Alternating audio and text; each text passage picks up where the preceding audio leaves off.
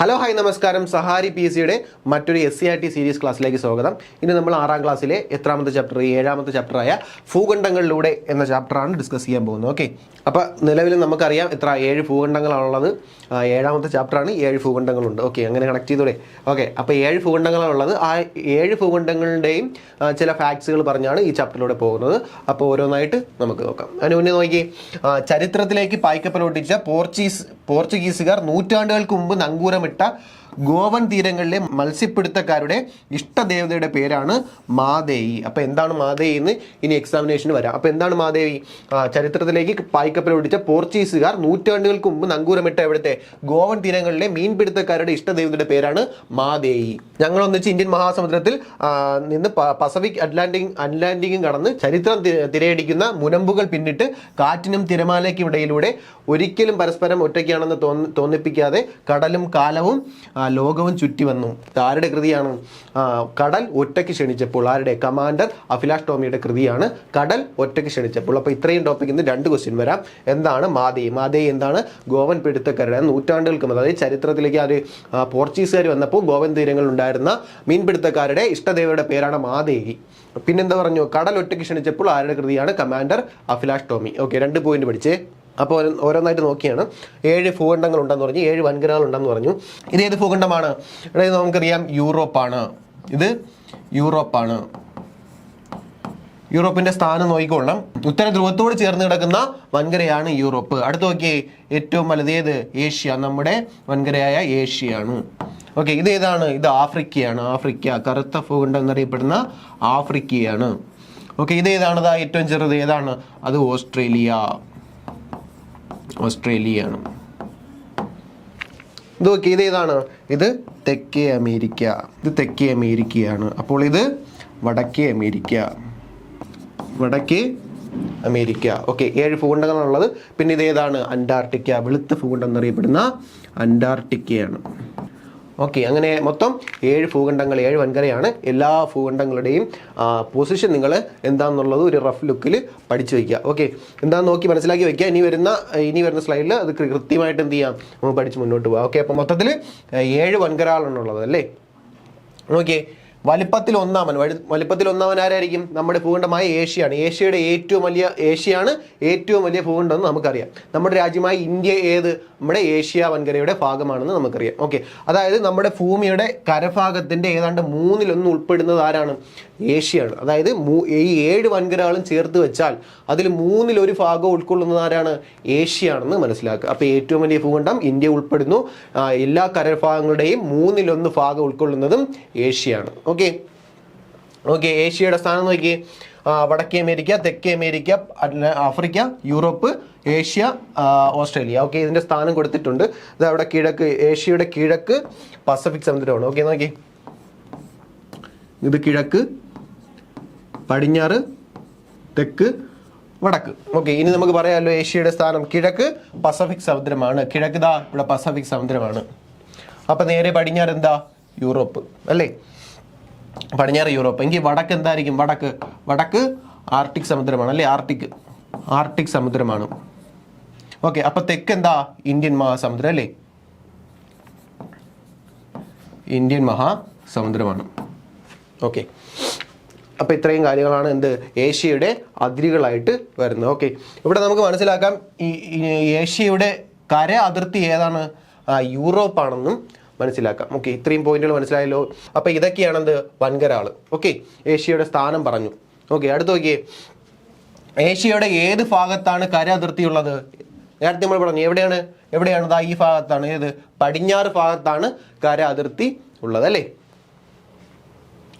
Okay, നോക്കിയേ, ഏഷ്യയുടെ പടിഞ്ഞാറ് ഭാഗത്ത് സ്ഥിതി ചെയ്യുന്ന ഏത് പർവ്വതനിര? യുറാൽ പർവ്വതനിരയാണ് യൂറോപ്പിനെയും ഏഷ്യയെയും തമ്മിൽ ബന്ധിപ്പിക്കുന്നത് അല്ലെങ്കിൽ വേർതിരിക്കുന്നത്. ഓക്കെ, അപ്പൊ ഏഷ്യയുടെ പടിഞ്ഞാറ് ഭാഗത്ത് നിൽക്കുന്ന ഏത് പർവ്വതനിരയാണ് ഏഷ്യയെയും യൂറോപ്പിനെയും വേർതിരിക്കുന്നത്? അത് യുറാൽ പർവ്വതനിരയാണ്. ഏതാണ്? യുറാൽ പർവ്വതനിര. നിങ്ങൾക്ക് ഇവിടെ കാണാൻ പറ്റും. ഇതാണെന്ത്? യുറാൽ പർവ്വതനിര. Asia, Europe. അപ്പോൾ ഏഷ്യയും യൂറോപ്പിനെയും വേർതിരിപ്പിക്കുന്ന പർവ്വതനിര ഏതാണ്? യുറാൽ പർവ്വതനിര. എന്താണ്? യുറാൽ പർവ്വതനിര. ഓക്കെ, ഇത് പ്രീവിയസ് ഇയർ ക്വസ്റ്റ്യൻ ആണ്. അപ്പോൾ എന്തായാലും പഠിച്ചു. എന്താണ്? യുറാൽ പർവ്വതനിര. തെറ്റിപ്പോരുത്. ഓക്കെ, ലോകത്തിലെ ഏറ്റവും ഉയരം കൂടിയ കൊടുമുടിയായ ഏത് കൊടുമുടി? എവറസ്റ്റ് കൊടുമുടി സ്ഥിതി ചെയ്യുന്ന ഏതിലാണ്? ഏഷ്യ വൻകരയിലാണ്. അപ്പോൾ ഏഷ്യയിലെ മറ്റ് പർവ്വതങ്ങൾ ഏതൊക്കെയാണ്?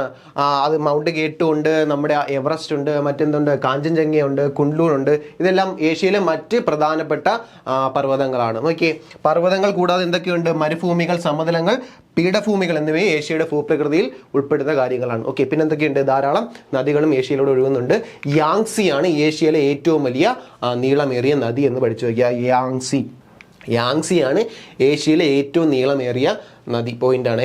അപ്പോൾ ഇത്രയും കാര്യങ്ങൾ പറഞ്ഞ് എന്തൊക്കെയാണ്? ഏഷ്യയിലെ ഏറ്റവും ഉയരം കൂടിയ കൊടുമുടിയായ എവറസ്റ്റ് സ്ഥിതി ചെയ്യുന്ന ഹിമാലയ പർവ്വതം എവിടെയാണ്? ഏഷ്യയിലാണ്. പിന്നെ ഏഷ്യയിലെ മറ്റ് പർവ്വതങ്ങൾ ഏതൊക്കെയാണെന്ന് പറഞ്ഞു. പിന്നെ പർവ്വതങ്ങൾ കൂടാതെ ഇവിടെ എന്തൊക്കെയുണ്ട്? മരുഭൂമികളുണ്ട്, സമതലങ്ങളുണ്ട്, പീഠഭൂമികളുണ്ട്, പിന്നെ എന്താണ്? ധാരാളം നദികൾ ഒഴുകുന്നു എന്ന് പറഞ്ഞു. നീളമേറിയ നദി, ഏഷ്യയിലെ ഏറ്റവും നീളമേറിയ നദിയാണ് യാങ്സി എന്നും പറഞ്ഞു കഴിഞ്ഞു. ഓക്കെ അല്ലേ? അടുത്ത് നോക്കിയേ, ഇവിടെ മരുഭൂമി ഉണ്ട്, സമതലങ്ങളുണ്ട്, പീഠഭൂമിയിലുണ്ടെന്ന് പറഞ്ഞു. എന്താണ് മരുഭൂമി എന്ന് നമുക്കറിയാം. എന്താണ് മരുഭൂമി എന്ന് പറയുമ്പോൾ നമുക്ക് ഓർമ്മ വരുന്നത് എന്തൊക്കെയായിരിക്കും? ഒട്ടകവും മണലും കാറ്റൊക്കെ ആയിരിക്കും അല്ലേ? പിന്നെ വേറെ എന്തുകൊണ്ട്? ശീത മരുഭൂമി എന്ന് പറയുന്ന സാധനമുണ്ട്. എന്താണ് ശീത മരുഭൂമി? ഇവിടെ മരുഭൂമി എന്താണ്? വളരെ കുറച്ച് മാത്രം മഴ ലഭിക്കുന്ന വരണ്ട വിശാലമായ ഭൂപ്രദേശമാണ് മരുഭൂമി. ഇവയിൽ അത്യുഷ്ണം അനുഭവപ്പെടുന്ന ഉഷ്ണ മരുഭൂമികളെന്നും അതിശൈത്യം അനുഭവപ്പെടുന്ന ശീത മരുഭൂമികളെന്നും അറിയപ്പെടുന്നു. ഇന്ത്യയിലെ ശീത മരുഭൂമി ഏതാണ്? ലേ ആണല്ലേ? അപ്പോൾ ഇത്രയും കാര്യങ്ങൾ പറഞ്ഞു. എന്താണ് മരുഭൂമി? മരുഭൂമി എന്താണ്? വളരെ കുറച്ച് മാത്രം മഴ ലഭിക്കുന്ന വരണ്ട വിശാല ഭൂപ്രദേശങ്ങളാണ് മരുഭൂമി. അതിൽ അത്യുഷ്ണം അനുഭവപ്പെടുന്ന ഉഷ്ണ മരുഭൂമിയുണ്ട്, അതിശൈത്യം അനുഭവപ്പെടുന്ന ശീത മരുഭൂമിയും ഉണ്ടെന്ന് പറഞ്ഞു. അടുത്ത സമതലങ്ങളാണ്. നമുക്കറിയാം, പേരിൽ നിന്ന് തന്നെ അറിയാൻ പറ്റും എന്താണ് സമതലം. എന്താണ്? ഏറെക്കുറെ നിരപ്പായ വിശാലമായ ഭൂപ്രദേശമാണ് സമതലം അല്ലേ? പിന്നെന്താ പറഞ്ഞേ? ഈ സമതലങ്ങൾ എന്താണ്? നദികൾ കൊണ്ടുവരുന്ന അവശിഷ്ടങ്ങൾ നിക്ഷേപിക്കപ്പെട്ട് ഒരു സമതലം ഉണ്ടാകുന്നു. അതാണ് എക്കൽ സമതലങ്ങൾ. അതിന്റെ പ്രത്യേകത എന്താണ്? ഇത് പൊതുവെ ഫലഭൂയിഷ്ഠത ഉള്ളതാണ് അല്ലേ? അപ്പോൾ മരുഭൂമി എന്താന്ന് പറഞ്ഞു, സമതലങ്ങൾ എന്താന്ന് പറഞ്ഞു. അടുത്ത പീഠഭൂമി. എന്താണ് പീഠഭൂമി? ഓക്കെ, എന്താണ്? ചുറ്റുമുള്ള പ്രദേശങ്ങളിൽ നിന്ന് എന്ത് ചെയ്യും? ഉയർന്നു നിൽക്കുന്ന ഒരു നിരപ്പായ ഉപരിതലത്തോടു കൂടിയ ഭൂപ്രദേശമാണ് എന്ത്? പീഠഭൂമി. ഇതാണ് ചിത്രങ്ങൾ കാണാൻ പറ്റും. എന്താണ് പീഠഭൂമി? ചുറ്റുമുള്ള പ്രദേശങ്ങളിൽ നിന്ന് എന്ത് ചെയ്യുന്നു? ഉയർന്ന് താരതമ്യേന നിരപ്പായ പ്രദേശങ്ങളാണ് പീഠഭൂമി. നമുക്കിവിടെ കാണാൻ പറ്റും. എന്താണ്? ചുറ്റുമുള്ള പ്രദേശങ്ങളിൽ നിന്ന് എന്ത് ചെയ്യും? ഉയർന്ന് നിരന്ന ഉപരിതലത്തോടു കൂടിയ ഭൂപ്രദേശമാണ് പീഠഭൂമി. ഓക്കെ അല്ലേ? അപ്പോൾ ഏഷ്യയിലെ പ്രധാന ഭൂപ്രകൃതി വിശേഷങ്ങൾ പറഞ്ഞു കഴിഞ്ഞു. ഓക്കെ, നോക്കി ഇവിടെ ഏഷ്യയിലെ ചില ഭൂപ്രകൃതി സവിശേഷങ്ങളുടെ ചിത്രങ്ങളാണ് താഴെ നൽകിയിട്ടുള്ളത്. ചിത്രങ്ങൾ നിരീക്ഷിച്ച് അവ ഏത് ഭൂപ്രകൃതി വിഭാഗത്തിൽ പെടുന്നു എന്ന് നോക്കാം. ഓക്കെ, നോക്കി. ഹിമാലയ എന്താണ്? പർവ്വതമാണ്, നമുക്കറിയാം, പർവ്വതമാണ്. മഞ്ചൂരിയൻ എന്താണ്? കണ്ടിട്ട് തന്നെ അറിയാം, എന്താണ്? ഒരു സമതലമാണ്. ഓക്കെ, ക്വസ്റ്റ്യൻ വരുന്നത് എന്തെന്നായിരിക്കാം? മഞ്ചൂരിയൻ സമതലം ഏത് വൻകരയിൽ ഉൾപ്പെടുന്നതാണ്? എന്താണ് മഞ്ചൂരിയൻ സമതലം? ഏഷ്യ വൻകരയിൽ ഉൾപ്പെടുന്ന സമതലമാണെന്ന് മനസ്സിലാക്കുക. അല്ലെങ്കിൽ മഞ്ചൂരിയൻ ഏത് ഭൂപ്രകൃതി വിഭാഗത്തിൽ പെടുന്നു എന്ന് പറയാം. എന്താണ്? സമതലമാണ്. ഓക്കെ, താർ മരുഭൂമിയാണെന്നും നമുക്കറിയാം. ഓക്കെ, മരുഭൂമിയാണ്. അടുത്ത് നോക്കിയേ, ലഡാക്ക് ശീത മരുഭൂമിയാണ്, നേരത്തെ നമ്മൾ പറഞ്ഞു. പിന്നെന്താണ്? യാങ്സി താഴ്വര. പിന്നെന്താണ്? ഡെക്കാൻ മരുഭൂമിയാണ്. ഓക്കെ, ഇത്രയും കാര്യങ്ങൾ പറഞ്ഞു. അടുത്ത മുന്നിലോട്ട് പോകാം. അവിടുത്തെ കാലാവസ്ഥ എങ്ങനെയാണ്? ഏഷ്യയിലെ കാലാവസ്ഥ എങ്ങനെയാണ്? ഓക്കെ, ഭൂപ്രകൃതി പോലെ തന്നെ എന്താണ്? വളരെ വൈവിധ്യമാർന്ന ഏഷ്യയിലെ കാലാവസ്ഥയുണ്ട്. ഏഷ്യയുടെ വടക്ക് ഭാഗം എങ്ങോട്ടാണ്? ഏഷ്യയുടെ വടക്ക് ഭാഗം എന്താ? ഉത്തര ധ്രുവത്തിലാണ്. അതുകൊണ്ട് തന്നെ ഇവിടെ എന്തായിരിക്കും? നല്ല തണുപ്പായിരിക്കും അല്ലേ? അടുത്ത് പറയുന്നത് എന്താണ്? ഏഷ്യയിലെ വടക്ക് ഭാഗം എങ്ങനെയാണ്? ധ്രുവപ്രദേശത്തോട് ചേർന്ന് കിടക്കുന്നു, നമ്മൾ കണ്ടു. അവിടെ എന്താണ്? തണുപ്പ് കൂടുതൽ അനുഭവപ്പെടുന്നു. പിന്നെന്താണ്? കിഴക്ക് ഭാഗം. എന്താ? കിഴക്ക് ഭാഗത്തോട്ട് പോവുക. ഇതാ കിഴക്ക് ഭാഗം എന്താ? ഇവിടെ കിടക്കുന്നു. ഇത്രയും ഭാഗം എന്താണ്? സമുദ്രത്തോട് ചേർന്ന് കിടക്കുന്നു. അവിടെ എന്തായിരിക്കും? അപ്പം മിതമായ ചൂടും മിതമായ തണുപ്പുമാണ് അനുഭവപ്പെടുന്നത്. ഓക്കെ, സമുദ്ര സാമീപ്യം ഉണ്ടാകുമ്പോൾ അവിടെ എന്താവും? മിതമായ ചൂടും മിതമായ തണുപ്പ് മാത്രമേ അനുഭവപ്പെടാറുള്ളൂ. ഓക്കെ, അടുത്ത് നോക്കിയേ, ഭൂമധ്യരേഖ പ്രദേശത്തോട് വരികയാണ്. ഓക്കെ, ഇതാണ് ഭൂമധ്യരേഖ കടന്നു പോകുന്ന ഇക്വേറ്റർ. അതിന് അടുത്ത് കിടക്കുന്ന ചില പ്രദേശങ്ങളുണ്ടല്ലേ? ഇത്രയും ഭാഗത്ത് എന്തായിരിക്കും? ഭൂമധ്യരേഖ പ്രദേശ ഭാഗത്ത് എന്തായിരിക്കും? അതായത് തെക്ക് ഭാഗത്ത് എന്തായിരിക്കും? ചൂടും ഈർപ്പവും കനത്ത മഴയും കിട്ടുന്ന കാലാവസ്ഥയാണ്. ഓക്കെ, പടിഞ്ഞാറ് ഭാഗത്ത് എന്താണ്? നമുക്കറിയാം, പടിഞ്ഞാറ് ഭാഗത്താണ് എന്ത്? ഇത്രയും ഭാഗത്താണ് എന്ത്? മരുഭൂമികൾ കാണപ്പെടുന്നത് അല്ലേ? മരുഭൂമി കാണപ്പെടുന്നതും പടിഞ്ഞാറ് ഭാഗത്താണെന്ന് മനസ്സിലാക്കുക. ഓക്കെ, ഓരോ ഭാഗത്ത് എന്ത് അനുഭവപ്പെടുന്നെന്നും നമ്മൾ കൃത്യമായിട്ട് പഠിച്ചു അല്ലേ? അവിടുത്തെ കാലാവസ്ഥയാണ് നമ്മൾ ഇത്രയും നേരം പറഞ്ഞത്. ഓക്കെ, നോക്കിയേ, ഏഷ്യയുടെ വടക്ക് ഭാഗത്ത് സൈബീരിയ എന്താണ് നമ്മൾ പറഞ്ഞു? വടക്ക് ഭാഗം എന്തായിരിക്കും? ധ്രുവ പ്രദേശമായിരിക്കും അല്ലേ? നല്ല അതിശൈത്യം അനുഭവപ്പെടുന്ന പ്രദേശമായിരിക്കും. കിഴക്ക് എന്തായിരിക്കും? എന്താണ്? മൗസിൻഡ്രം എന്താണ്? ലോകത്തെ ഏറ്റവും കൂടുതൽ മഴ ലഭിക്കുന്ന പ്രദേശമാണ് മൗസിൻഡ്രം എന്ന് നമുക്കറിയാവുന്ന കാര്യമാണ്. ഒരുപാട് PVക്ക് ചോദിച്ചിട്ടുള്ളതാണ്. അടുത്ത അറേബ്യൻ പ്രദേശം എന്താണ്? മരുഭൂമിയാണെന്നും നമുക്കറിയാം. അത്യുഷ്ടം അനുഭവപ്പെടുന്ന പ്രദേശമാണെന്നും അറിയാം. ഓക്കെ, ഇനി ഏഷ്യയിലെ സസ്യജന്തുജാലങ്ങളാണ്. ഏഷ്യയിൽ കാണപ്പെടുന്ന പ്രധാന സസ്യജന്തുവാണ് എന്ത്? റഫ്ലേഷ്യ. അടുത്ത് പറയുന്നത് എന്താണ്? നീലക്കുറിഞ്ഞി. ഇതെല്ലാം നമുക്കറിയാം. ഹിമപ്പുലി. പിന്നെന്താണ്? ചുവന്ന പാണ്ട. ഇതെല്ലാം ഏഷ്യയിൽ കാണപ്പെടുന്ന ചില സസ്യജന്തുജാലങ്ങളാണ്. ഓക്കെ, അടുത്ത് പറയുന്നത് ഇവിടുത്തെ ജനജീവിതം എങ്ങനെയാണെന്നാണ് പറയുന്നത്. എങ്ങനെയാണ്? ഏഷ്യയിലാണ് ഏറ്റവും കൂടുതൽ ജനസംഖ്യ ഉള്ളതെന്ന് നമുക്കറിയാം. അതായത് ലോക ജനസംഖ്യയുടെ 60% എവിടെയാണ്? ഏഷ്യയിലാണ്. അതായത് നിലവിലെ ലോകരാജ്യങ്ങളിൽ ഏറ്റവും കൂടുതൽ ജനസംഖ്യയുള്ള രാജ്യങ്ങൾ ഏഷ്യ വൻകരയിലാണ് സ്ഥിതി ചെയ്യുന്നത്. ഏഷ്യയിലെ ഭൂരിഭാഗം ജനങ്ങൾ എന്തിനെ ആശ്രയിച്ചാണ്? കൃഷിയെ ആശ്രയിച്ച് ജീവിക്കുന്നവരാണ്. ലോകത്ത് ഏറ്റവും കൂടുതൽ നെല്ല് ഉൽപ്പാദിപ്പിക്കുന്നതും ആരാണ്? ഏഷ്യയാണ്. അതായത് ഇന്ത്യ, ചൈന പോലുള്ള വൻ രാജ്യങ്ങൾ എന്താണ് ഏറ്റവും കൂടുതൽ നെല്ല് ഉൽപ്പാദിപ്പിക്കുന്നത് നമുക്കറിയാം. പിന്നെന്താണ്? വിവിധ സംസ്കാരങ്ങളും ഭാഷകളും മതങ്ങളുടെയും സംഗമഭൂമിയാണ് ഇവിടം. പിന്നെന്താണ്? ടോക്കിയോ, മുംബൈ പോലുള്ള തിരക്കേറിയ നഗരങ്ങളും പിന്നെന്താണ്? ജനവാസം തീരെയില്ലാത്ത ഗ്രാമങ്ങൾ വരെ എന്തുണ്ട്? ഏഷ്യയിൽ വൻകരയിൽ അല്ലെ ഏഷ്യ ഭൂഖണ്ഡത്തിൽ ഉണ്ടെന്ന് മനസ്സിലാക്കുക. ഓക്കെ, അപ്പോൾ ഇത്രയും കാര്യങ്ങളാണ് ഏഷ്യയെ പറ്റി പറഞ്ഞത് അല്ലേ. ഏഷ്യയെ പറ്റി പറഞ്ഞു, ഏഷ്യയുടെ കാലാവസ്ഥ, ജനജീവിതം, ഭൂപ്രകൃതി സവിശേഷതകളെല്ലാം പറഞ്ഞു. അടുത്ത് നമ്മൾ അങ്ങോട്ട് പോകുന്നത് ആഫ്രിക്ക. ആഫ്രിക്കയിലെ പ്രത്യേകത എന്താണ്? അതാ കിടക്കുന്നു സാവന്നയും സഹാറയും കോങ്കോ നദീതടവും കഴിഞ്ഞു. സാവന്ന എന്താണ്? അതാ ചിത്രത്തിൽ കാണാം, ഈ കാണുന്നതാണ് സാവന്ന. സാവന്ന എന്താണ്? പുൽമേടുകളാണ്. അപ്പോൾ സാവന്ന പുൽമേടുകൾ കാണപ്പെടുന്ന വൻകര ഏതാണെന്ന് വെച്ചാൽ ഏതാണ്? ആഫ്രിക്കയാണ്. കറുത്ത ഭൂഖണ്ഡം ആഫ്രിക്കയാണ് എന്താണ്? സാവന്ന പുൽമേടുകൾ കാണപ്പെടുന്നത്. പിന്നെന്താണ്? ഇടതൂർന്ന മഴക്കാടുകൾ കാണപ്പെടുന്നു. ഓക്കെ, ഇത് എന്തുകൊണ്ടാണ് ഇവിടെ മഴക്കാടുകൾ കാണപ്പെടുന്നത്? ഇത് ഭൂമധ്യരേഖയാണ്. ഭൂമധ്യരേഖ കടന്നു പോകുന്ന എല്ലാ പ്രദേശങ്ങളും എന്തായിരിക്കും? മഴക്കാടുകൾ കാണപ്പെടും. അവിടെ അതിശൈത്യവും കനത്ത മഴയും ഉൾപ്പെടുന്ന പ്രദേശമായിരിക്കും എന്ത്? ഭൂമധ്യരേഖ കടന്നു പോകുന്നത്. നോക്കി, ഭൂമധ്യരേഖ കടന്നു പോകുന്ന ഒരു വൻകരയാണ് എന്ത്? നമ്മുടെ ആഫ്രിക്ക എന്ന് പറഞ്ഞു. കറുത്ത ഭൂഖണ്ഡം എന്നറിയപ്പെടുന്ന ആഫ്രിക്ക. ഇന്ത്യയിലെ ചില ഭാഗങ്ങൾ ഇന്തോനേഷ്യയിൽ കൂടെ കടന്നു പോകുന്നുണ്ട്. പിന്നെന്താണ്? ബ്രസീൽ, നമ്മളെ തെക്കേ അമേരിക്കയിലൂടെയും കടന്നു പോകുന്നുണ്ട്. അപ്പോൾ ഈ പ്രദേശങ്ങളിൽ എന്തായിരിക്കും? കനത്ത ചൂടും അനുഭവപ്പെടാം, അതേപോലെ കനത്ത മഴയും അനുഭവപ്പെടാം. അതുപോലെ തന്നെ എന്താണ്? അവിടുത്തെ ഭൂപ്രകൃതി എങ്ങനെയായിരിക്കും? ഇടതൂർന്ന വനങ്ങൾ ഉൾപ്പെടെയുള്ള സസ്യജന്തുജാലങ്ങളൊക്കെ കാണപ്പെടുന്ന സ്ഥലങ്ങളായിരിക്കും. ഓക്കെ, അപ്പോൾ ആഫ്രിക്കയെ പറ്റി പറഞ്ഞാണ്. ആഫ്രിക്കയിൽ എന്താണ്? വിശാലമായ സാവന്ന പുൽമേടുകൾ കാണപ്പെടുന്നു എന്ന് പറഞ്ഞു. പിന്നെന്താണ്? ഇടതൂർന്ന മഴക്കാടുകൾ കാണപ്പെടുന്നു എന്ന് പറയുന്നു. പിന്നെന്താണ്? വൈവിധ്യമാർന്ന ഭൂപ്രകൃതി ഉണ്ടെന്നും പറയുന്നുണ്ട്. ഓക്കെ, സാവന്ന പുൽമേട് എന്താണെന്ന് നിങ്ങൾ കണ്ടു കഴിഞ്ഞു. ഓക്കെ, പിന്നെന്താണ്? നമ്മൾ അടുത്ത് പറയുന്നത് സഹാറ മരുഭൂമിയും കോങ്കോ. ഓക്കെ, നോക്കിയേ, വലിപ്പത്തിൽ 2ാം സ്ഥാനമാണ് എന്തുള്ളത്? ആഫ്രിക്കയ്ക്കുള്ളതെന്ന് മനസ്സിലാക്കുക. ഓക്കെ, വലിപ്പത്തിൽ 1ാം സ്ഥാനം ഏഷ്യയാണ്, അതിന് 2ാം സ്ഥാനം ഏതാണ്? ആഫ്രിക്കയാണ്. കറുത്ത ഭൂഖണ്ഡം എന്നറിയപ്പെടുന്നു എന്നറിയാം. ഓക്കെ, അതെന്താണ്? ഉത്തരാർദ്ധഗോളത്തിലും ദക്ഷിണാർദ്ധഗോളത്തിലുമായിട്ട് കാണപ്പെടുന്നു. ഉത്തരാർദ്ധഗോളത്തിലും ദക്ഷിണാർദ്ധഗോളത്തിലുമായിട്ട് കാണപ്പെടുന്നു. ഓക്കെ, അപ്പോൾ എന്താണ്? നേരത്തെ നമ്മൾ കണ്ടു എന്താണ്? ഭൂമധ്യരേഖ നടുക്കൂടെ കടന്നു പോകുന്നുണ്ട്. അതായത് ഉത്തര ധ്രുവത്തിലും ദക്ഷിണ ധ്രുവത്തിലുമായിട്ട് കാണപ്പെടുന്ന വൻകര ഏതാണെന്ന് ചോദിച്ചാൽ എന്താ എഴുതാം? ആഫ്രിക്ക എന്ന് എഴുതാൻ പറ്റണം. ഓക്കെ, പിന്നെന്താണ്? ഏറ്റവും കൂടുതൽ ഉഷ്ണമരുഭൂമിയായ സഹാറയും ഉഷ്ണമേഖല മഴക്കാടുകളും നിറഞ്ഞ കോങ്കോ നദീതടവും ഈ ഭൂഖണ്ഡത്തിന്റെ സവിശേഷതയാണ്. അപ്പോൾ എന്താണ് പറഞ്ഞത്? സഹാറ മരുഭൂമിയുണ്ട്, ഏറ്റവും ഉഷ്ണമരുഭൂമിയായ സഹാറയും, പിന്നെന്താണ്? ഉഷ്ണമേഖല മഴക്കാടുകൾ ഉണ്ടെന്ന് നേരത്തെ പറഞ്ഞു. പിന്നെന്താണ്? കോങ്കോ നദീതടവും ഈ ഭൂഖണ്ഡത്തിന്റെ സവിശേഷതയാണ്. ഓക്കെ, പിന്നെന്താണ്? സഹാറയും കോങ്കോ നദീതടവും അല്ലസിന്റെ സഹായത്തോടെ നിരീക്ഷിച്ചറിയാൻ പറഞ്ഞിട്ടുണ്ട്. നോക്കിയേ, ഇതാണ് ആഫ്രിക്ക. ഇക്വേറ്റർ ഭൂമധ്യരേഖ കടന്നു പോകുന്നുണ്ട്. ഉത്തര ധ്രുവത്തിലും ദക്ഷിണ ധ്രുവത്തിലുമായിട്ടാണ് കിടക്കുന്നതെന്ന് പറഞ്ഞു. നൈൽ നദി ഇങ്ങനെയാണ് പോകുന്നത്. അതായത് 2ആയിട്ട് മുറിച്ചുകൊണ്ടാണ് നൈൽ നദി കടന്നു പോകുന്നത് അല്ലേ. ഏറ്റവും നീളം കൂടിയ നദിയാണെന്ന് നമുക്കറിയാം. ലോകത്തിലെ ഏറ്റവും നീളം കൂടിയ നദിയായ നൈൽ നദി ഈ ഭൂഖണ്ഡത്തിലൂടെയാണ് ഒഴുകുന്നത്. ഇവിടുത്തെ ഏറ്റവും ഉയരമുള്ള പർവ്വതമാണ് കിളിമഞ്ചാരോ. ഇതാണ് കിളിമഞ്ചാരോ. ചോദിക്കും, കിളിമഞ്ചാരോ ഏത് ഭൂഖണ്ഡത്തിലാണ് സ്ഥിതി ചെയ്യുന്നത്? ആഫ്രിക്കയിലാണ്. ഓക്കെ, അപ്പോൾ ഇത്രയും കാര്യങ്ങൾ പറഞ്ഞു. അപ്പോൾ നൈൽ നദി, കിളിമഞ്ചാരോ. സഹാറ മരുഭൂമി നമ്മൾ പറഞ്ഞു. സഹാറ മരുഭൂമി ആഫ്രിക്കയിലാണെന്ന് പറഞ്ഞു. ഭൂമിയിലെ ഏറ്റവും ഉഷ്ണ മരുഭൂമിയാണ് സഹാറ. Previous question. ഓക്കെ, വിശാലമായ മണൽമേടുകളും പാറകളും നിറഞ്ഞ പീഠഭൂമികളും ഉൾക്കൊള്ളുന്നതാണ് എന്ത്? സഹാറ മരുഭൂമി. പിന്നെന്താണ്? നിരവധി സസ്യജന്തുജാലങ്ങളുടെ ആവാസ കേന്ദ്രം കൂടിയാണ് സഹാറ മരുഭൂമി. കൂടാതെ എന്താണ്? ഈ പ്രതികൂല സാഹചര്യത്തോടും പൊരുത്തപ്പെട്ട് ജീവിക്കാൻ കഴിയുന്ന ഗോത്ര വിഭാഗക്കാരും എന്തുണ്ട്? സഹാറ മരുഭൂമിയിൽ ഉണ്ട്. ഓക്കെ, നമ്മൾ നേരത്തെ പറഞ്ഞു എന്താണ്? സഹാറ മരുഭൂമിയോടൊപ്പം പറഞ്ഞു എന്താണ്? ഉഷ്ണമേഖല മഴക്കാടുകളും കാണപ്പെടുന്നു. എന്തുകൊണ്ടാണ്? ഭൂമധ്യരേഖാ പ്രദേശത്ത് കാണപ്പെടുന്ന സമൃദ്ധവും ഇടതൂർന്നതുമായ വനങ്ങളാണ് ഉഷ്ണമേഖല മഴക്കാടുകൾ. ഇവിടെ എന്താണ്? വർഷം മുഴുവൻ എന്ത് ചെയ്യും? ഉയർന്ന ചൂടും എന്ത് ചെയ്യും? കനത്ത മഴയെ ലഭിക്കുന്നു നേരത്തെ നമ്മൾ പറഞ്ഞു അല്ലേ. അതുകൊണ്ട് തന്നെ എന്താണ്? സമൃദ്ധമായ മഴ ലഭിക്കുന്ന പ്രദേശങ്ങൾ എന്ത് ചെയ്യും? വളർന്നു വരുന്ന കാടായതുകൊണ്ട് ഇവയ്ക്ക് എന്ത്? മഴക്കാടുകൾ എന്ന പേരും ഉണ്ട്. എന്താണ്? അവിടെ ഏറ്റവും കൂടുതൽ കനത്ത മഴ ലഭിക്കുന്നു എന്ന് പറഞ്ഞു. അതുകൊണ്ട് തന്നെ എന്ത് ചെയ്യുന്നു? ഇതിനെ മഴക്കാടുകൾ എന്നും വിളിക്കുന്നുണ്ട് അല്ലേ. അപ്പോൾ ഭൂമിയിലെ മറ്റേതൊരു ആവാസ വ്യവസ്ഥയെക്കാളും കൂടുതൽ സസ്യജന്തുജാലങ്ങളും ഈ മഴക്കാടുകളിൽ കാണുന്നുണ്ട്.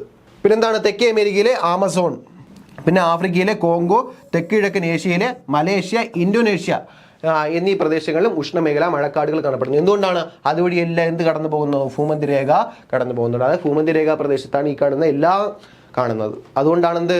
ഈ മഴക്കാടുകൾ കാണാൻ കാരണം. ഓക്കെ, നോക്കിക്കോ, തെക്കേ അമേരിക്ക, ആഫ്രിക്ക, ഇന്തോനേഷ്യ, മലേഷ്യ പ്രദേശങ്ങൾ ഇവിടെ ഇങ്ങനെ കാണാം. ഓക്കെ, അതുകൊണ്ടാണ് അവിടെ എന്ത്? ഉഷ്ണമേഖല മഴക്കാടുകൾ കാണാൻ കാരണം. ഓക്കെ, ആഫ്രിക്കൻ ഭൂഖണ്ഡത്തിലെ ഭൂപ്രകൃതി സവിശേഷതകളുമായി ബന്ധപ്പെട്ട വർക്ക്ഷീറ്റ് പൂർത്തിയാകുന്നു. ഏറ്റവും വലിയ ഉഷ്ണ മരുഭൂമിയാണെന്ന് നമ്മൾ പറഞ്ഞു. ഏതാണ്? സഹാറയാണെന്ന് പറഞ്ഞു. ഏറ്റവും ഉയരമുള്ള പർവ്വതം ഏതാണ്?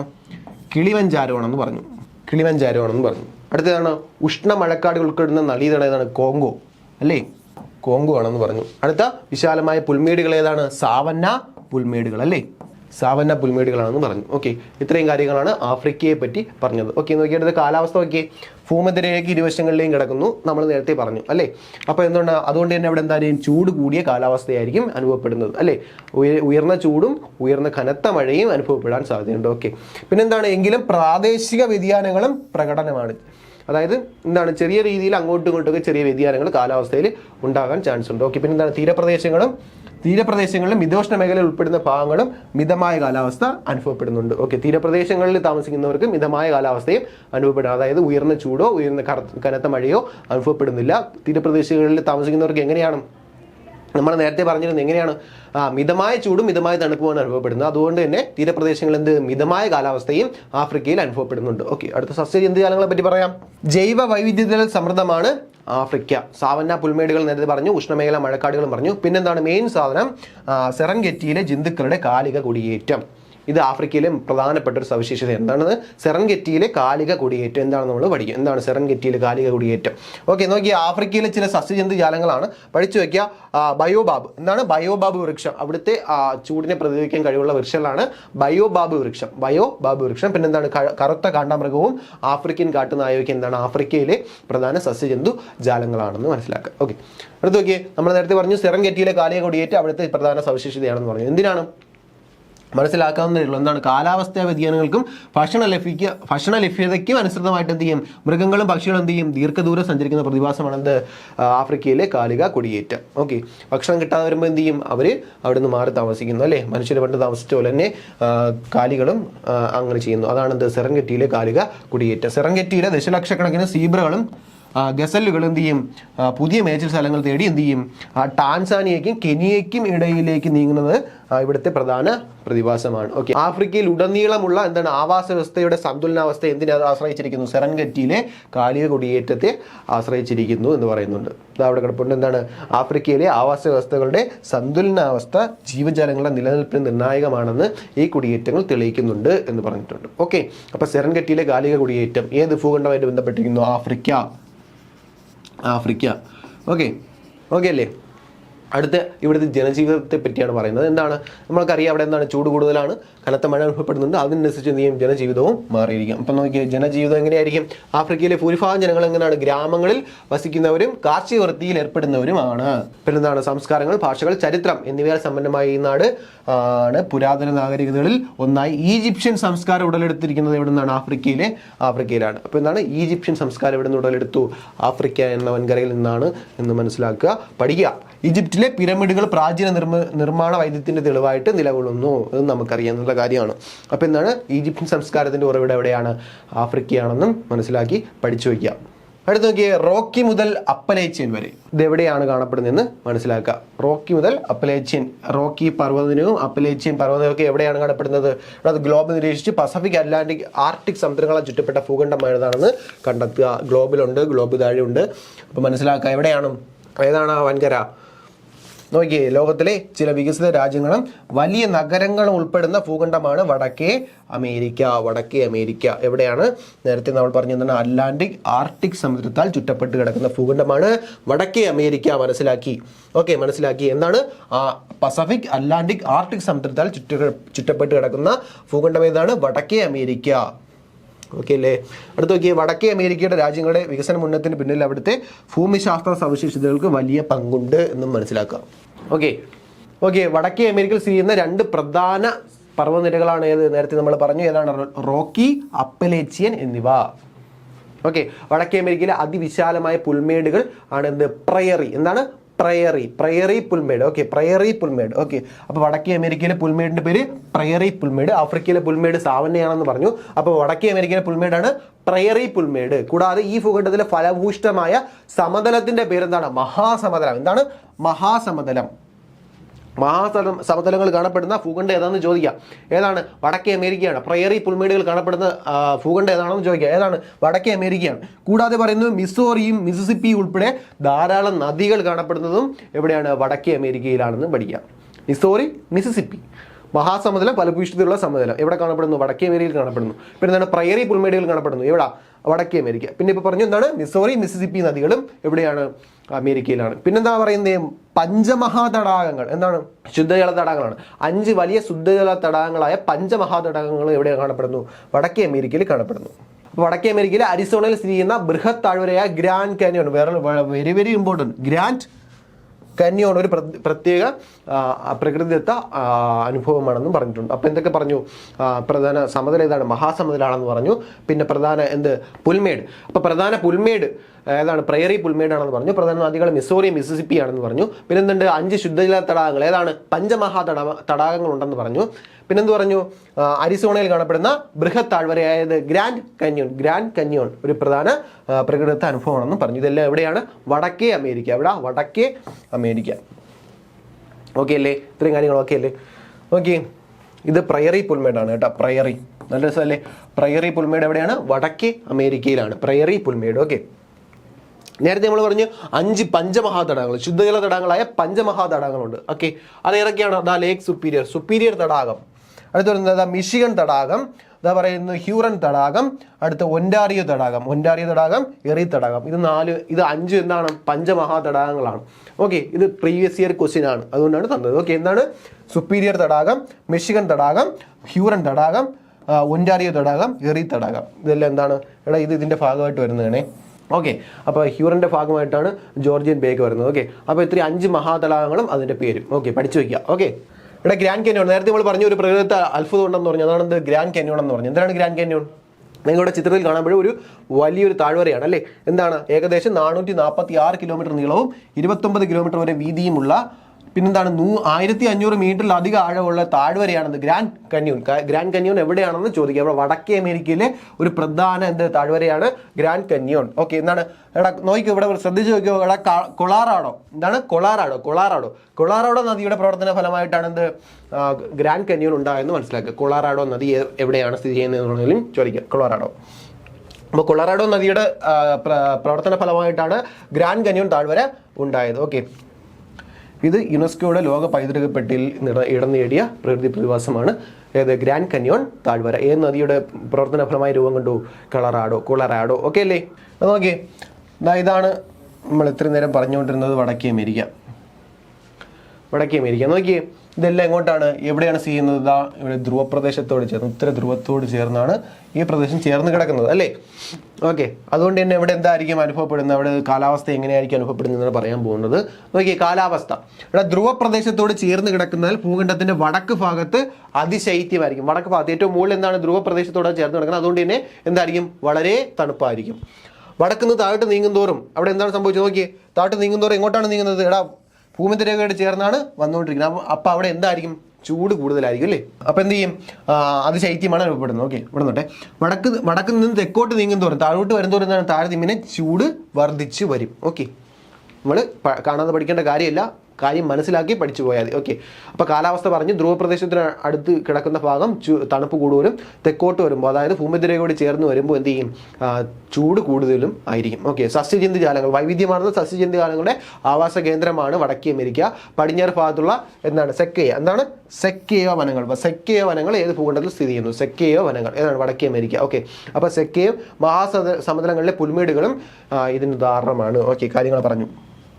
സെക്കേയ പുൽമേട് ധ്രുവപ്രദേശത്തിനോട് അടുത്ത് കിടക്കുന്ന ഭാഗങ്ങളിൽ ചൂട് കൂടുതലും, ഭൂമധ്യരേഖ താഴോട്ട് വരുന്നവർ വടക്ക് നിന്ന് തെക്കോട്ട് വരുന്നതോറും ചൂട് കൂടുതലും, ഭൂമധ്യരേഖയോട് അടുത്ത് വരുമ്പോൾ ചൂട് കൂടുതൽ അനുഭവപ്പെടും. സസ്യജന്തുജാലങ്ങൾ പറഞ്ഞു. പിന്നെ എന്താണ്? സെക്കിയ വനങ്ങൾ കാണപ്പെടുന്നു എന്നും പറഞ്ഞു. ഓക്കെ, പ്രധാന സസ്യജന്തുജാലങ്ങളാണ് പറയുന്നത്.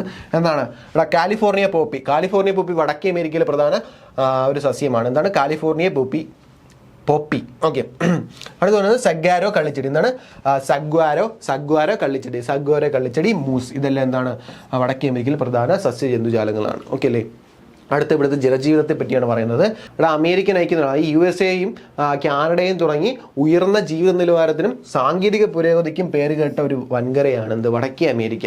New York, Los Angeles, Mexico City തുടങ്ങിയ വലിയ നഗരങ്ങൾ എന്ത് ചെയ്യുന്നു, വടക്കേ അമേരിക്കയിൽ സ്ഥിതി ചെയ്യുന്നു അല്ലേ. അനുകൂല കാലാവസ്ഥയും ഫലഭൂഷ്ഠിതമുള്ള മണ്ണും ഇവിടുത്തെ കാർഷിക മേഖലയെ എന്ത് ചെയ്യുന്നു, സമ്പുഷ്ടമാക്കുന്നു. മഞ്ഞ് മൂടിയ പ്രദേശങ്ങളിൽ താമസിക്കുന്ന ഇന്യൂട്ടുകൾ പ്രീവിയസ് അല്ലെങ്കിൽ എക്സിമോകൾ ഇവിടുത്തെ മറ്റൊരു പ്രത്യേകത. ഇന്യൂട്ടുകൾ എവിടെയാണ് അന്റാർട്ടിക്കയിൽ എന്ന് എഴുതി വെക്കാം. എവിടെയാണത്? വടക്കേ അമേരിക്കയിലാണ്. ഓക്കെ, വടക്കേ അമേരിക്കയിലും ഇന്യൂട്ടുകളും എക്സിമോകളും ഉണ്ടെന്ന് മനസ്സിലാക്കുക. ഓക്കെ അല്ലേ. അടുത്ത ആമസോൺ നദീതടത്തിൽ നിന്ന് ഏത് വൻകരയെ പറ്റി ആണ് പറഞ്ഞു പോകുന്നത് നോക്കിയോ. ആമസോൺ മഴക്കാടുകളെ കുറിച്ച് നിങ്ങൾ കേട്ടിട്ടുണ്ടല്ലോ. ഭൂമിയുടെ ശ്വാസകോശം എന്നറിയപ്പെടുന്ന ആമസോൺ മഴക്കാടുകൾ. ഓക്കെ അല്ലേ. ലോകത്ത് മറ്റെവിടെയില്ലാത്ത അനേകതരം സസ്യജന്തുജാലങ്ങൾ ഇവിടെ സ്ഥിതി ചെയ്യുന്നു. ആമസോൺ മഴക്കാടുകളിൽ അല്ലെങ്കിൽ തെക്കേ അമേരിക്കയിൽ സ്ഥിതി ചെയ്യുന്നു. തെക്കേ അമേരിക്ക ഇവിടെ സ്ഥിതി ചെയ്യുന്നത് നോക്കിയാൽ എവിടെയാണ്? സൗത്ത് അമേരിക്ക തെക്കേ അമേരിക്ക എവിടെയാണ് സ്ഥിതി ചെയ്യുന്നത്? ഏതിൻ്റെ അടുത്തോട്ടാണ്? അവിടെ നോക്കിയാൽ ഇക്വേറ്റർ ഭൂമധ്യരേഖ ഇതുവഴി കടന്നു പോകുന്നുണ്ട് അല്ലേ. ഭൂമധ്യരേഖ കടന്നു പോകുന്ന ഒരു പ്രദേശമാണ് അല്ലെ, വൻകരയാണ് സൗത്ത് അമേരിക്കയിൽ തെക്കേ അമേരിക്ക. ഓക്കെ, അതുകൊണ്ട് തന്നെ അവിടെ എന്തായിരിക്കും? ആമസോൺ, അതായത് കനത്ത മഴയും കനത്ത ചൂടും അനുഭവപ്പെടുന്ന പ്രദേശം അല്ലെ, മഴക്കാടുകൾ കാണപ്പെടുന്നതിന് ഉദാഹരണമാണ് എന്ത്? ആമസോൺ വനം അല്ലേ. ഓക്കെ, ലോകത്തിലെ ഏറ്റവും നീളമേറിയ പർവ്വതനിരയ ആൻഡീസ്. എന്താണ് ആൻഡീസ് എവിടെയാണ്? തെക്കേ അമേരിക്കയിലാണ്. അപ്പോൾ ആൻഡീസും ഏറ്റവും വലിയ നദിയായ ആമസോണും ഇവിടെയാണ് ഉള്ളത് അല്ലേ. അപ്പോൾ ആൻഡീസ് പർവ്വതനിര ആമസോണും വടക്കേ അമേരിക്കയിലല്ല, തെക്കേ അമേരിക്കയിലാണെന്ന് മനസ്സിലാക്കുക. അവിടെ എന്താണ്? വിശാലമായ ഭൂപ്രദേശമായ ആമസോൺ നദീതടത്തിൻ്റെ ഭൂരിഭാഗവും മഴക്കാടുകളാണ്, നേരത്തെ പറഞ്ഞു. പിന്നെ എന്താണ്? ലോകത്തിലെ ഏറ്റവും വലിയ വരണ്ട മരുഭൂമി അറ്റക്കാമ. ലോകത്തിലെ ഏറ്റവും വരണ്ട മരുഭൂമി അറ്റക്കാമ എവിടെയാണ്? തെക്കേ അമേരിക്ക. അറ്റക്കാമ തെക്കേ അമേരിക്കയുടെ മറ്റൊരു ഭൂപ്രകൃതി സവിശേഷതയാണ്. പ്രീവിയസ് ആണ്. അറ്റക്കാമ മരുഭൂമി ഏത് ഭൂഖണ്ഡത്തിലുള്ളതെന്നുള്ളത് പ്രീവിയസ് ക്വസ്റ്റ്യൻ ആണ്. ഓക്കെ, അപ്പോൾ അറ്റക്കാമ മരുഭൂമി തെക്കേ അമേരിക്കയുടെ ഭൂപ്രകൃതി സവിശേഷതയാണെന്നും മനസ്സിലാക്കുക. ഓക്കെ, ഇനി ഇവിടുത്തെ കാലാവസ്ഥയിലോട്ട് പോവാം. എവിടെയാണ്? നമ്മൾ നേരത്തെ പറഞ്ഞ ഭൂമധ്യരേഖാ പ്രദേശമാണ്. അതുകൊണ്ട് തന്നെ എന്ത് ചെയ്യും? ചൂട് കൂടുതലായിരിക്കും, അതേപോലെ തന്നെ മഴയും ലഭിക്കും അല്ലേ. തെക്കേ അമേരിക്കയുടെ ഏറ്റവും തെക്ക് ഭാഗത്ത് ശൈത്യ കാലാവസ്ഥയായിരിക്കും. നോക്കിയാലോ, ഇവിടെ തെക്ക് ഭാഗം ഇതാണ്. അതായത് എന്താണ്? ദക്ഷിണ ധ്രുവത്തോട് ചേർന്ന് കിടക്കുന്നത്. അവിടെ എന്തായിരിക്കും? തണുപ്പ് കൂടുതലായിരിക്കും അല്ലേ. അപ്പോൾ ഏറ്റവും തെക്ക് ശൈത്യ കാലാവസ്ഥ അനുഭവപ്പെടുന്നു. ഓക്കെ, അടുത്ത സസ്യജന്തുജാലങ്ങളാണ്. ആമസോൺ മഴക്കാടുകൾ ഉൾപ്പെടുന്ന തെക്കേ അമേരിക്ക ജൈവ വൈദ്യ സമൃദ്ധമാണ്, നമുക്കറിയാം. ഓക്കെ, പിന്നെന്താണ് ഇവിടെ കാണപ്പെടുന്നത്? വാട്ടർ ലില്ലി അല്ലേ. ഇവിടെ കാണപ്പെടുന്ന സാധനം തന്നെ എന്താണ്? ആനത്താമര എന്നൊക്കെ പറയും. Okay, water lily. പിന്നെന്താണ്? അനാക്കോണ്ട മുതലാക്കി പ്രസിദ്ധമായ സ്ഥലമാണെന്ത്? തെക്കേ അമേരിക്ക അല്ലെ, ആമസോൺ മഴക്കാടുകൾ. തെക്കേ അമേരിക്കയിലെ ആൻഡീസ് പർവ്വതനിരകൾ ആൻഡിയൻ ലൂപ്പിയൻ എന്നീ പുഷ്പച്ചെടിയും തെക്കേ അമേരിക്കയുടെ ഭാഗമാണ്. ഓക്കെ അല്ലേ. പിന്നെ വളരെ പ്രധാനപ്പെട്ട കാര്യം PYQ ചോദ്യമാണ് ലാമ പോലുള്ള സസ്തനികളുടെ ആവാസ കേന്ദ്രവും തെക്കേ അമേരിക്കയാണ്. പിന്നെ മറ്റൊരു ക്വസ്റ്റ്യൻ, ലോകത്തിലെ ഏറ്റവും വലിയ ഉഷ്ണമേഖല തണ്ണീർത്തട പ്രദേശങ്ങളിലൊന്നാണ് തെക്കേ അമേരിക്ക പാൻഡനൽ. PYQ പാൻഡനൽ, ഏറ്റവും വലിയ തണ്ണീർത്തടം പാൻഡനൽ പ്രീവിയസ് ഇയർ ക്വസ്റ്റ്യൻ. ഓക്കെ, അപ്പോൾ പാൻഡനൽ ഇതെല്ലാം എന്താണ്? തെക്കേ അമേരിക്കയുടെ ഭാഗമാണ്. ഓക്കെ, പിന്നെ സസ്തനി വിഭാഗത്തിൽപ്പെട്ട എന്താണ്? കാപ്പിബാര ഈ മേഖലയിൽ കാണപ്പെടുന്നു. അപ്പോൾ ലാമ എന്താണ്? ഒരു സസ്തനിയാണ്. അതെവിടെയാണ് കാണപ്പെടുന്നത്? തെക്കേ അമേരിക്കയിലാണ്. ലാമയെ കണ്ടിട്ടുണ്ടോ? ഇതാണ് ലാമ. ഓക്കെ, ലാമ എന്താണ്? തെക്കേ അമേരിക്കയുടെ ഒരു ഭാഗമായിട്ടുള്ളൊരു സസ്തനിയാണെന്ന് മനസ്സിലാക്കുക. നേരത്തെ നമ്മൾ പറഞ്ഞ കാപ്പിബാര കണ്ടിട്ടുണ്ടോ? ഇതാണ് കാപ്പിബാര. ഓക്കെ അല്ലേ. ഓക്കെ, തെക്കേ അമേരിക്കയിലെ സസ്യജന്തുജാലങ്ങൾ നമ്മൾ നേരത്തെ പറഞ്ഞത് എന്താണ്? ആൻറ്റി ലൂപ്പിയൻ, പിന്നെ എന്താണ്? ആമസോൺ വാട്ടർ ലില്ലി, ലാമ, പിന്നെ എന്താണ്? കാപ്പിബാര. ഇതെല്ലാം എന്താണ്? തെക്കേ അമേരിക്കയുടെ സവിശേഷതയായ ചില സസ്യജന്തുജാലങ്ങളാണ്. ഓക്കെ അല്ലേ. ഇവിടുത്തെ ജനജീവിതം എങ്ങനെയായിരിക്കും? തെക്കേ അമേരിക്കയിലെ ജനങ്ങൾ എങ്ങനെയായിരിക്കും? കൃഷിയും മത്സ്യബന്ധനം, വ്യവസായം എന്നിവയിൽ ഏർപ്പെടുന്നവരാണ്. തദ്ദേശീയർ ആരൊക്കെയാണ്? യൂറോപ്യൻ, ആഫ്രിക്ക, ഏഷ്യക്കാർ എന്നിവരുടെ സാന്നിധ്യത്തിൽ എന്ത് ചെയ്യുന്നു? സാംസ്കാരിക വൈവിധ്യങ്ങൾക്ക് പേരുകേട്ട നഗരമാണ് ഭൂഖണ്ഡമാണ് തെക്കേ അമേരിക്ക. ഓക്കെ, അപ്പോൾ ഇത്രയും കാര്യങ്ങൾ പറഞ്ഞു. അവസാന ഭൂഖണ്ഡമാണ് വെളുത്ത ഭൂഖണ്ഡം. ഏതാണ്? അന്റാർട്ടിക്ക. ചിത്രം നോക്കൂ. മൈത്രിയും ഭാരതിയും എന്താണത്? ഇന്ത്യയുടെ ഗവേഷണ സ്ഥാപനങ്ങളാണ്. അത് അന്റാർട്ടിക്കയിൽ സ്ഥാപിച്ചിട്ടുള്ള ഇന്ത്യയുടെ ഗവേഷണ സ്ഥാപനങ്ങളാണ് മൈത്രി, ഭാരതി. ഓക്കെ, രണ്ടെണ്ണമാണ് നിലവിലുള്ളത്. ഇനി മൈത്രി സെക്കൻഡ് എന്ന് പറയുന്ന ഒരു പുതിയൊരു ഗവേഷണ കേന്ദ്രം ഉടനെ സ്ഥാപിക്കുമെന്ന് പറഞ്ഞിട്ടുണ്ട്. അതിനുള്ള പദ്ധതിയൊക്കെ നടപ്പിലാക്കി കഴിഞ്ഞുകൊണ്ടിരിക്കുന്നു. ഇതൊരു കറണ്ട് അഫയേഴ്സ് ഫാക്റ്റ് ആയിട്ട് ചോദിക്കും. മൈത്രി സെക്കൻഡ്. ഓക്കെ അല്ലേ. CA ക്ലാസ് കാണുന്നവർക്ക് ഇത് കിട്ടും. മൈത്രി സെക്കൻഡ് അന്റാർട്ടിക്കയിൽ സ്ഥാപിക്കാൻ ഒരുങ്ങുന്ന പുതിയൊരു ഗവേഷണ സ്ഥാപനമാണ്. ദക്ഷിണ ഗംഗോത്രി എന്ന് പറയുന്ന മറ്റൊരു ഗവേഷണ സ്ഥാപനം ഉണ്ടായിരുന്നു. അത് മഞ്ഞ് മൂടിപ്പോയി. അതിപ്പോൾ പ്രവർത്തനരഹിതമാണ്. ഇപ്പോൾ നിലവിലുള്ളതൊക്കെയാണ് മൈത്രിയും ഭാരതിയാണ്. മൈത്രി സെക്കൻഡ് ഇനി വരാൻ പോകുന്ന ഒരു ഗവേഷണ സ്ഥാപനമാണ്. ഓക്കെ, വിവിധ പഠനങ്ങൾക്കായി ഇന്ത്യ സ്ഥാപിച്ചിട്ടുള്ള 2 ഗവേഷണ സ്ഥാപനങ്ങളാണ് മൈത്രിയും ഭാരതിയും. ഇതെവിടെയാണ്? അന്റാർട്ടിക്കയിലാണ്. ഓക്കെ, ഇവിടെ വെളുത്ത ഭൂഖണ്ഡം ഇതാണ് അന്റാർട്ടിക്ക. അതാ ധ്രുവത്തിൽ കിടക്കുന്ന സാധനമാണ്. അവിടെ എന്തായിരിക്കും? തണുപ്പ് കൂടുതലായിരിക്കും. കൂടുതൽ പറയേണ്ട കാര്യമില്ല. നോക്കിയേ, ഈ വൻകരയുടെ 98% ആർട്ടിക് എന്താണ്? ആർട്ടിക് ഹിമപാളികളാണ്. ആർട്ടിക് ഹിമപാളികളാണ്. ഭൂമിയിലെ ശുദ്ധജലത്തിന്റെ ഭൂരിഭാഗവും ഈ ഹിമപാളിയിലാണ് ഉൾക്കൊണ്ടിരിക്കുന്നത്. അപ്പോൾ എന്താണ്? ഭൂമിയിലെ ശുദ്ധജലത്തിന്റെ ഭൂരിഭാഗം ഉൾക്കൊണ്ടിരിക്കുന്നത് എവിടെയാണ്? ആർട്ടിക് ഹിമപാളിയിലാണ്. ഓക്കെ, എന്താണ്? പൂർണ്ണമായും ദക്ഷിണ സമുദ്രത്താൽ ചുറ്റപ്പെട്ടിരിക്കുന്ന ഭൂഖണ്ഡം ഏതാണെന്ന് ചോദിച്ചാൽ അന്റാർട്ടിക്ക. ഓക്കെ, അപ്പോൾ അത് ക്വസ്റ്റ്യൻ ആയിട്ട് ചോദിക്കുക. എന്താണ്? പൂർണ്ണമായിട്ട് എങ്ങനെ? ദക്ഷിണ സമുദ്രത്താൽ ചുറ്റപ്പെട്ടിരിക്കുന്ന ഭൂഖണ്ഡം അന്റാർട്ടിക്ക. ഓക്കെ, പോയിന്റ് ആണ്. ഇവിടെ ട്രാൻസ് അന്റാർട്ടിക്ക. എന്താണ് ട്രാൻസ് അന്റാർട്ടിക്? എന്താണ് ട്രാൻസ് അന്റാർട്ടിക്? ഒരു പർവ്വതനിരയാണ്. ഓക്കെ, ട്രാൻസ് അന്റാർട്ടിക് പർവ്വതനിരകളാണ് അവിടെ ഈ ഭൂഖണ്ഡത്തിൽ എന്താണ്? കിഴക്കൻ അന്റാർട്ടിക്ക എന്നും പടിഞ്ഞാറൻ അന്റാർട്ടിക്ക എന്നും വിഭജിക്കുന്നത്. നമ്മൾ നേരത്തെ പറഞ്ഞ തെക്കേ അമേരിക്കയുടെ അടുത്തായി സ്ഥിതി ചെയ്യുന്ന അന്റാർട്ടിക്കയിലെ ഒരു ഭൂപ്രകൃതി വിഭാഗമാണ് അന്റാർട്ടിക് ഉപദ്വീപ്. അന്റാർട്ടിക് ഉപദ്വീപ് എവിടെയാണ്? തെക്കേ അമേരിക്കയ്ക്ക് അടുത്തായിട്ട് സ്ഥിതി ചെയ്യുന്ന അന്റാർട്ടിക്കയിലെ ഒരു ഭൂപ്രകൃതി വിഭാഗമാണ് അന്റാർട്ടിക് ഉപദ്വീപ്. അന്റാർട്ടിക്കയിലെ ഏറ്റവും വലിയ പർവ്വതമാണ് എന്ത്? വിൻസൺ മാസിഫ്. എന്താണ്? വിൻസൺ മാസിഫ്.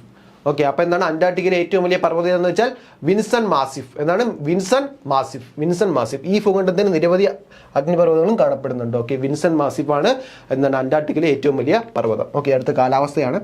എങ്ങനെയായിരിക്കും കാലാവസ്ഥ? വർഷം മുഴുവൻ എങ്ങനെയായിരിക്കും? മഞ്ഞ് മൂടിക്കിടക്കുന്ന കാലാവസ്ഥയാണ്, അല്ലെങ്കിൽ ശീത മരുഭൂമിയാണ് അന്റാർട്ടിക്ക. അന്റാർട്ടിക്കയുടെ സ്ഥാനം ഈ കാലാവസ്ഥ അതിൻ്റെ കാലാവസ്ഥയെ നിങ്ങൾ സവിശേഷമാക്കുന്നു. സസ്യജന്തുജാലങ്ങളാണ് പറയുന്നത്. ഹിമപാളികളാണ് അല്ലേ? ഹിമപാളികളുടെ വിള്ളൽ ഭാഗത്തിൽ കാണപ്പെടുന്ന ചില പായൽ വർഗ്ഗ സസ്യങ്ങൾ ഒഴിച്ചാൽ അവിടെ വേറെ ഒരു സസ്യവും വളരുന്നില്ല. ഓക്കെ, അന്റാർട്ടിക്കയുടെ ഭൂരിഭാഗം പ്രദേശങ്ങൾ എന്താണ്? തരിശാണ് അല്ലേ? പൂർണ്ണമായിട്ട് എന്താണ്? മഞ്ഞ് മൂടി കിടക്കുന്ന പ്രദേശമാണ്.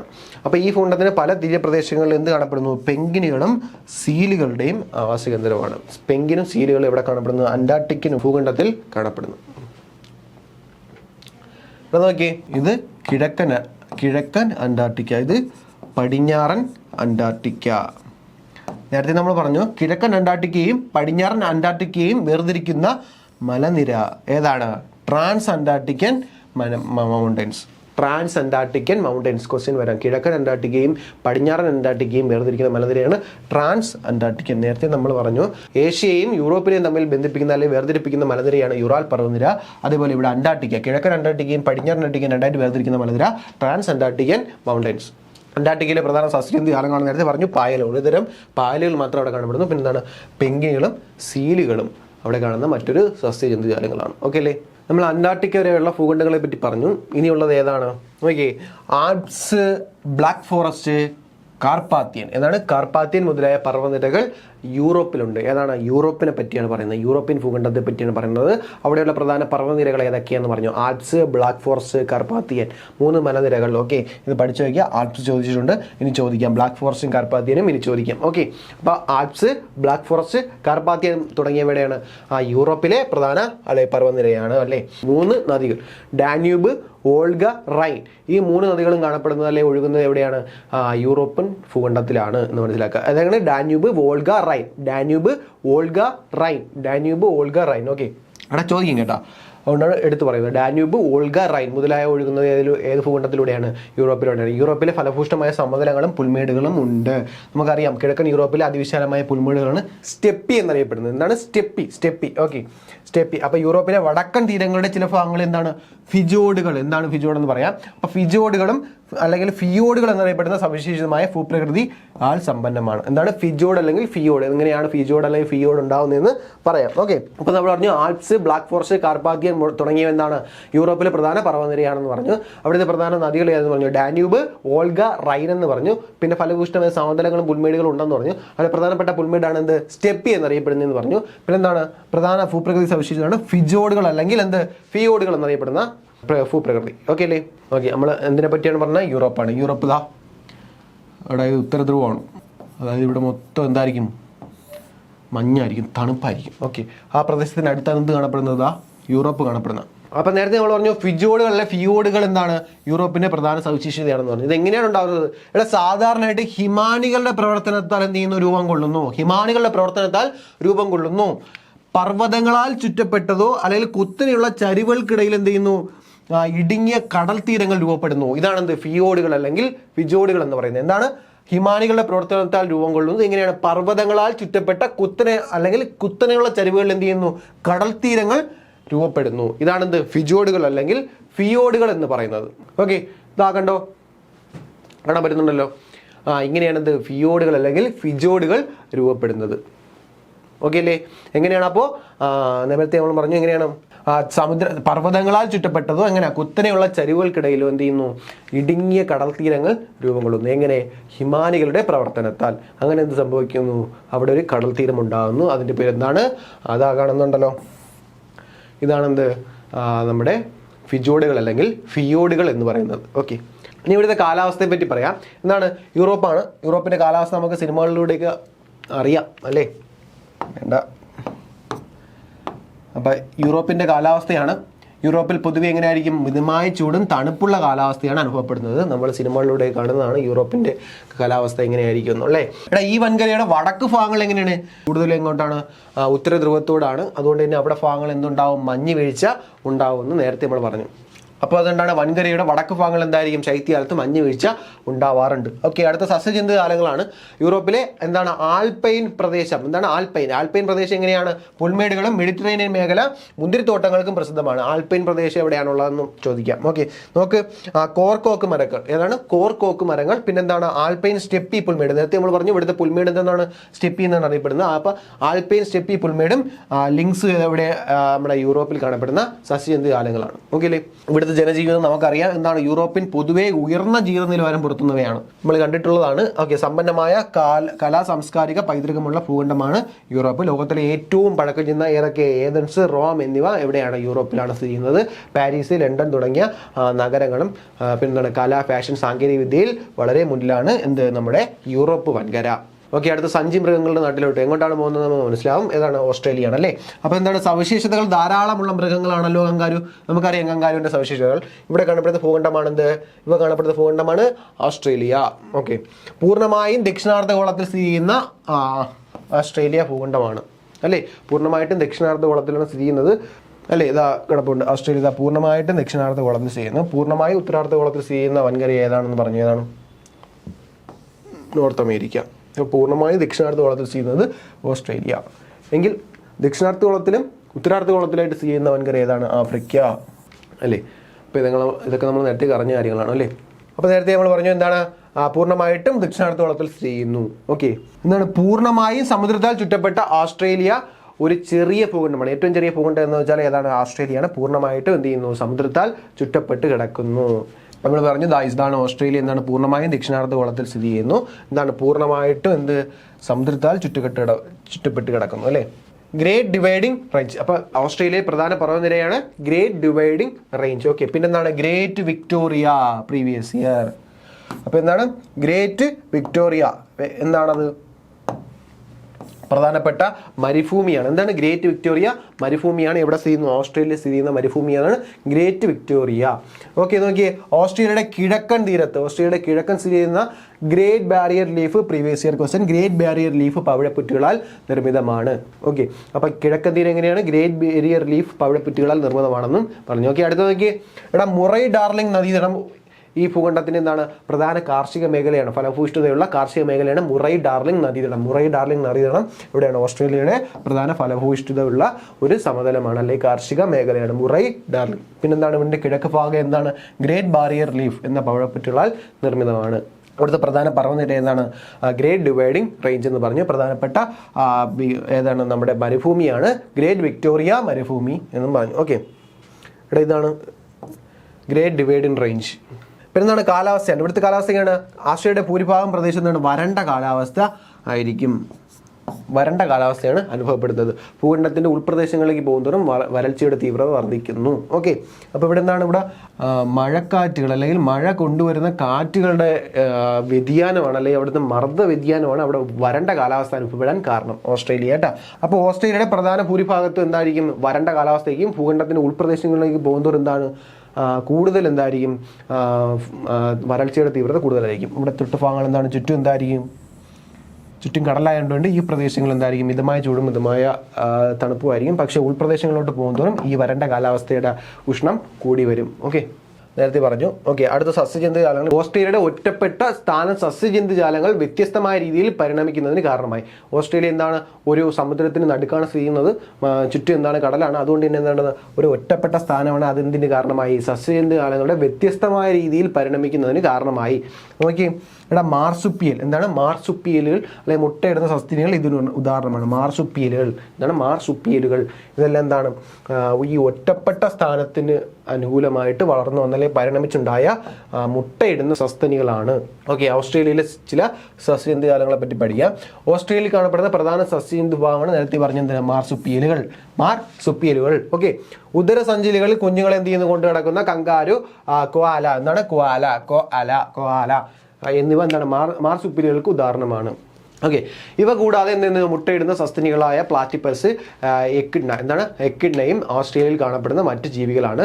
എന്താണ് ഇവിടുത്തെ പ്രധാന സസ്യജാലങ്ങളാണ് എന്താണ്, യൂക്കാലിപ്സ് എന്താണ്, യൂക്കാലിപ്സ് മരങ്ങളും പിന്നെ എന്താണ് വാറ്റിൽ എന്നറിയപ്പെടുന്ന അക്കേഷ്യയും ഉൾപ്പെടുന്നു. എന്താണ് യൂക്കാലിപ്സ് മരങ്ങളും പിന്നെ എന്താണ് വാറ്റിൽ എന്നറിയപ്പെടുന്ന അക്കേഷ്യയും ഇവിടുത്തെ പ്രധാന സസ്യങ്ങളാണ്. ഓക്കെ, ഇവിടുത്തെ ജനജീവിതമാണ്. ആധുനിക നഗരങ്ങളും പുരാതന സംസ്കാരങ്ങളുടെയും നാടാണ് ഓസ്ട്രേലിയ. ആധുനിക നഗരങ്ങളും പിന്നെ എന്താണ് പുരാതന സംസ്കാരങ്ങളുടെയും നാടാണ് ഓസ്ട്രേലിയ. ഇവിടുത്തെ തദ്ദേശീയരായ ഗോത്ര വിഭാഗക്കാർ വളരെ പഴക്കമുള്ള സംസ്കാരത്തിന് ഉടമകളാണ്. പിന്നെന്താണ് സിഡ്നി, മെൽബൺ, ബ്രിസ്ബൺ ഇതെല്ലാം എന്താണ് ഇവിടെ കാണപ്പെടുന്ന പ്രധാന നഗരങ്ങളാണ്. അതുകൊണ്ട് തന്നെ എന്ത് ചെയ്യുന്നു, അവർ ഉയർന്ന ജീവിത നിലവാരം സാംസ്കാരിക പ്രവർത്തനങ്ങൾക്കും പ്രസിദ്ധമാണ്. ഓക്കെ, സിഡ്നി, മെൽബൺ, ബ്രിസ്ബൺ ഇതെല്ലാം എവിടെയാണ്, ഓസ്ട്രേലിയയിലാണ്. ഓക്കെ, ഇവിടെ പറയുന്നു മരുഭൂമി. ഇവിടുത്തെ പ്രധാന മരുഭൂമിയാണ് ഗ്രേറ്റ് വിക്ടോറിയ എന്ന് പറഞ്ഞു. പവിഴപ്പുറ്റുകൾ നിർമ്മിത പ്രദേശങ്ങളാണ് Great Barrier Reef. Okay, Great Barrier Reef. Okay, Great Barrier Reef. ഇവിടുത്തെ ഫലഭൂഷ്ടമായ നദീതടം ഏതാണെന്ന് പറഞ്ഞു നമ്മൾ. എന്താണ് നദീതടം? Murray Darling. എന്താണ് മുറൈ ഡാർലിംഗ്? പഠിച്ചു വയ്ക്കുക, Murray Darling. Okay, Murray Darling. പ്രധാന പർവ്വതനിര ഗ്രേറ്റ് ഡിവൈഡിംഗ്. ഓക്കെ, അപ്പം പ്രധാന മരുഭൂമിയാണ് ഗ്രേറ്റ് വിക്ടോറിയ എന്ന് പറഞ്ഞു. പവിഴപ്പുറ്റുകൾ നിർമ്മിത പ്രദേശമാണ് ഗ്ರೇറ്റ് ബാരിയർ ലീഫ്. ഫലഭൂഷ്ടമായ നദീതടം മുറൈ ഡാർലിംഗ്. പർവ്വതനിര ഏതാണ്? Great dividing ranges. ഓക്കെ അല്ലേ? അപ്പോൾ ഇത്രയും കാര്യങ്ങളാണ് 7 വൻകര. പിന്നെന്ന് പറഞ്ഞാൽ ആ 7 വൻകരയുടെ പ്രധാന ഭൂപ്രകൃതി, സവിശേഷത, കാലാവസ്ഥ, ജനജീവിതം, അങ്ങനെയുള്ള 7 കാലാവസ്ഥയുടെയും പ്രധാനപ്പെട്ട കാര്യങ്ങളെല്ലാം പറഞ്ഞു കഴിഞ്ഞു. ഇത് 6ാം ക്ലാസ്സിലുള്ള ചില ഫാക്റ്റുകൾ മാത്രമാണ് പറഞ്ഞത്. പക്ഷേ നിങ്ങളൊരു LGS ലെവലാക്കിയാണ് പഠിക്കുന്നതെങ്കിൽ എന്ത് ചെയ്യുക, 10ാം ക്ലാസ് വരെയുള്ള എല്ലാ ചാപ്റ്ററും എല്ലാ ഇതുമായിട്ട് ബന്ധപ്പെട്ടുള്ള എല്ലാ ടെക്സ്റ്റ് ബുക്കിലെ ചാപ്റ്ററുകളും പഠിക്കാൻ ശ്രമിക്കുക. ഓക്കെ, +2 വരെയുള്ളതാണെങ്കിൽ മാത്രം. ഓക്കെ, അല്ലെങ്കിൽ 10ാം ക്ലാസ് ലെവൽ വരെയുള്ളത് മാത്രമാണെങ്കിൽ 10ാം ക്ലാസ് വരെയുള്ള എല്ലാം പഠിക്കുക വൃത്തിയായിട്ട്. അതിന് മേലോട്ടുള്ളെങ്കിൽ +2 വരെയുള്ളതും പഠിക്കുക. ഓക്കെ അല്ലേ? അപ്പോൾ ഇതെല്ലാം ബേസിക് പോയിന്റുകൾ മാത്രമാണ്. ഇനി വരുന്ന ക്ലാസ്സിലോട്ട് എന്ത് ചെയ്യും, ഇതിലും വ്യക്തമായിട്ടുള്ള പോയിന്റ്സുകൾ ആഡ് ചെയ്ത് വരും. ഓക്കെ, അതെല്ലാം വൃത്തിയായിട്ട് പഠിക്കുക. ഇതിൻ്റെ ബാക്കി സീരീസ് ആയിട്ട് ബാക്കി ക്ലാസ്സുകൾ ഉണ്ടാവും. ഓക്കെ, ഇത് നല്ല വൃത്തിയായിട്ട് പഠിക്കുക. ഇതിൻ്റെ നോട്ട്സ് ടെലഗ്രാമിൽ ഉണ്ടാവും. വൃത്തിയായിട്ട് പഠിക്കുക. ഓക്കെ അല്ലേ? Thank you.